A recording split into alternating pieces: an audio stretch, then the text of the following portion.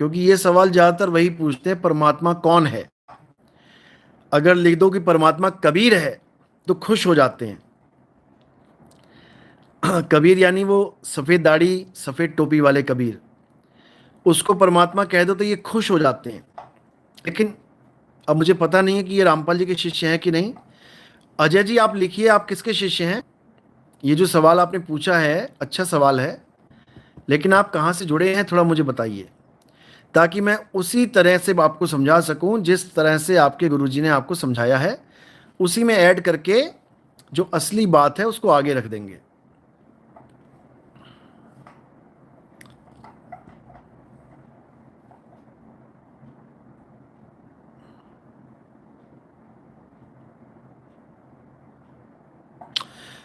Okay, तो ये कह रहे हैं, अजय सिंह कह रहे हैं कि नहीं गुरुजी मैं अभी किसी का शिष्य नहीं हूं।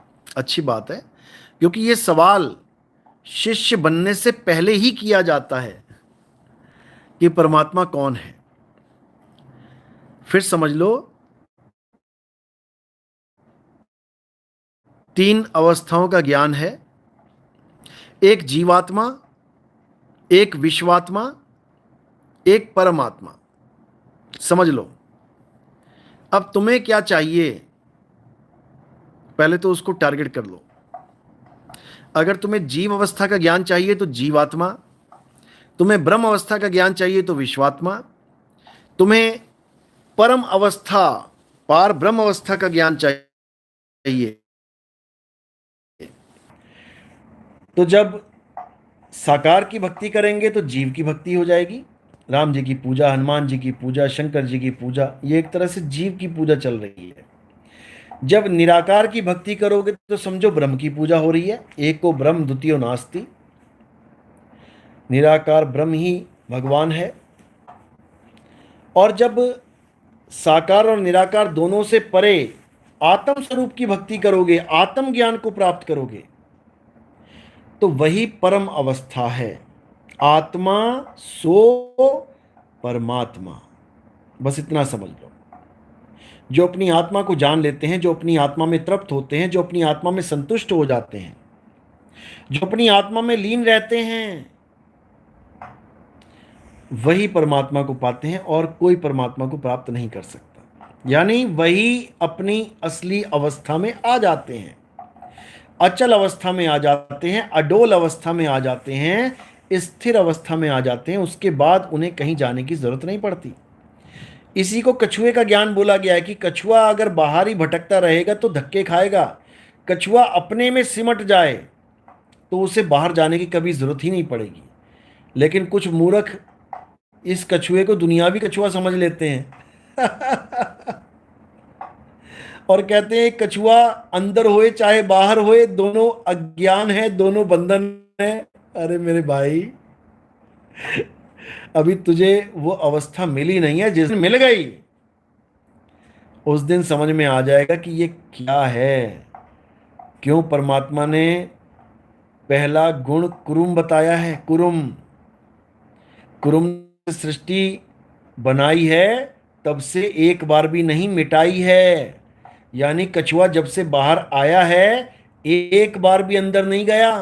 तुम अंदर बाहर को अज्ञान कैसे बोल सकते हो? दिमाग ठीक स्थान पे रख के बात बोलो। ये कबीर साहब की वाणी है, ये किसी ऐरे गहरे नत्थु खैरे की वाणी नहीं है कि कोई भी आया और काट के चला गया। जन्मों जन्म बीत जाएंगे एक वाणी को काटने में, तब भी नहीं कटेगी, क्योंकि सत्य पुरुष की वाणी है ये। और जो सत्य पुरुष की वाणी को गलत सिद्ध करने में लग जाता है उसका जन्मों जन्म फिर अंधकार में बीतता है मेरे भाई।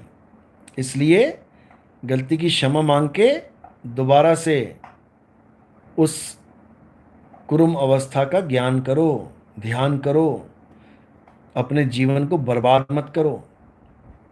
समझ लो। सतनाम सतनाम सतनाम। साहिब बंदगी सतनाम।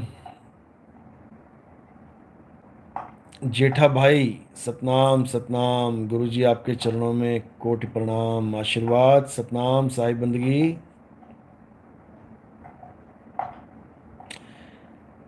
गुरुजी, ध्यान के समय क्या विचार होना चाहिए? कोई भी विचार नहीं होना चाहिए। अगर कोई विचार आता है तो उसको भी हटा देना चाहिए। और जो विधि समझाई है उसी विधि से अपनी सूरत को स्थिर करना चाहिए। अपनी सूरत को स्थिर करना है, इतना समझो। किसी दरवाजे का ध्यान नहीं करना। कई लोग कहते हैं नितिन दास तो दरवाजे का ध्यान करवाता है।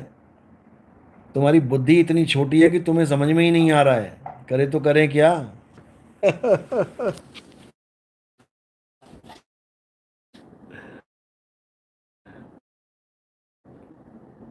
सतनाम सतनाम साहिब।